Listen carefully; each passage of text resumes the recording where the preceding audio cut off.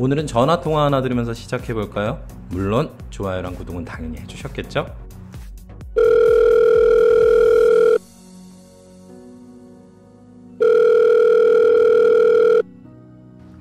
여보세요. 산재 났던 박현 씨가 선생님께 전화라고 해서 일단 하는 건데요. 아, 오 사장님이세요? 여기서 박 씨는 산재 근로자, 오 사장님은 업주입니다. 네.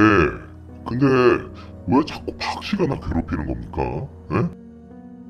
그 두 분이서 해결하셔야 할 문제니까 두 분이서 말씀 나누십시오. 저야 지금 벌어진 일들이 뭔지에 대해서만 그것만 설명드리겠습니다. 결정은 두 분이서 하십시오. 좋아요, 좋아. 네. 내가 한번 물어봅시다. 아니, 단체 보험에서 나오는 보험금을 내가 왜 박 씨한테 줘야 합니까? 아니 꼭 주셔야 되는 건 아닙니다. 수익자는 회사니까요. 아니 근데 전에는 박 선생님한테 보험금 타서 주시겠다고 하셨다면서요. 여기서 말하는 보험은 단체 상해보험을 말합니다. 여러분들은 생소할 수도 있겠습니다. 회사가 직원을 피보험자로 해서 보험을 가입했는데 정작 보험금은 회사가 가져간다면 혹시 보험 사기 아니냐고 하실 수도 있겠네요. 실제로 예전에 CSI라는 미드에서는 이런 식으로 보험을 가입시킨 후 직원을 살해하는 회사가 나온 적도 있었으니까요. 하지만 실제로 가능한 보험입니다. 아, 참고로 전 CSI 시리즈의 팬이 아닙니다. 전 왕좌의 게임 팬입니다. 이번 마지막 시즌만 빼고요. 그리고 생각해보면 그렇게 특이한 것도 아닙니다. 외벌이 남편이 죽으면 앞으로 자녀들을 키워야 할 전업주부가 남편 명의로 종신보험을 드는 것하고 비슷한 거죠. 근데 이런 경우도 남편을 살해하는 보험 사기가 꽤 많았답니다.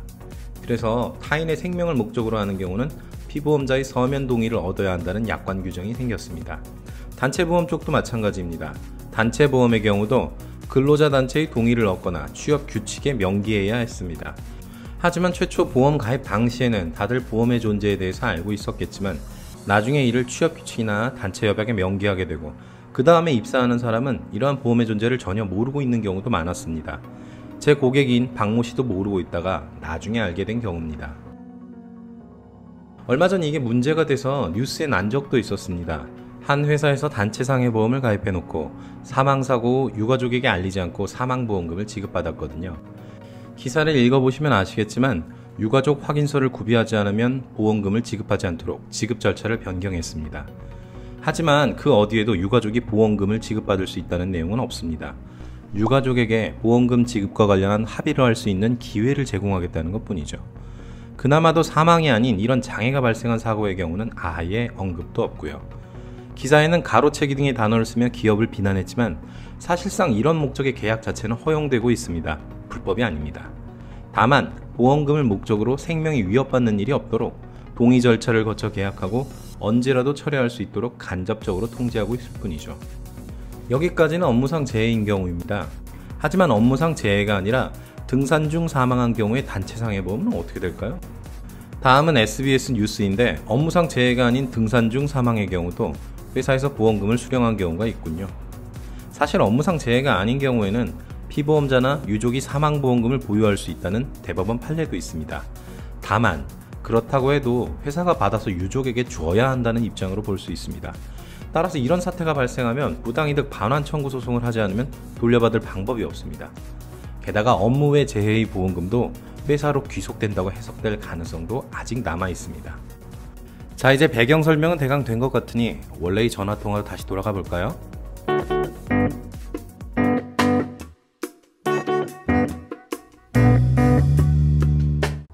그땐 그랬지만 나도 손해가 막심하다고요. 그리고 보험료 내가 냈는데 왜 보험금을 박 씨가 받아가요?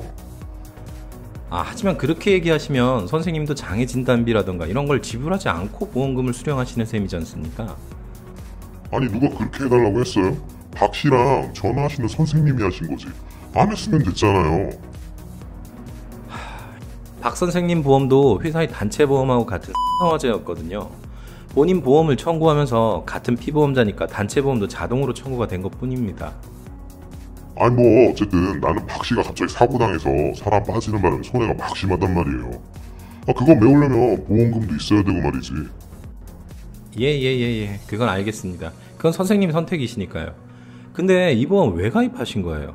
이거 직원 복지 목적으로 가입하셨으면 보험금 주셔도 상관없지 않습니까? 이거는 원래 그런 목적으로 가입한 게 아니에요. 이거 산재로 안 되는 경우가 있을 때 대비하려고 가입한 거거든요. 뭐 처음 권유했던 그 설계사도 그렇게 얘기했고. 근데 박 씨는 산재 처리에서 푹 쉬었잖아. 돈도 다 받았고. 난 덕택에 근로감독관 조사도 나오고 해서 얼마나 고생을 했는데요. 난 손해가 막심해요. 그러니까 이거 줄 수 없어요. 사람이 말이야 뭐든지 적당히 해야지. 산재로 받아놓고 또 뭘 받으려고 하냔 말이야. 아니 그런 목적으로 가입하시는 거였으면 설계사가 근제보험이나 이런 거 얘기 안 해주시던가요? 근데? 이 보험이면 충분한 거 아니에요? 진짜로 이것만 가입돼 있으세요? 예. 아까 산재면 다 끝난 거 아니냐고 얘기를 하셨는데 사실 산재로 다 안 끝나는 경우가 있습니다. 지금 이 경우가 그래요. 안 그래도 박 선생님은 그 사장님하고 소송한다고 하시더라고요. 뭐요? 소송? 참나. 아주 등껍질을 벗겨먹으려고 하는구만. 자, 이 이야기의 결론은 어떻게 될까요? 그건 다음 시간에.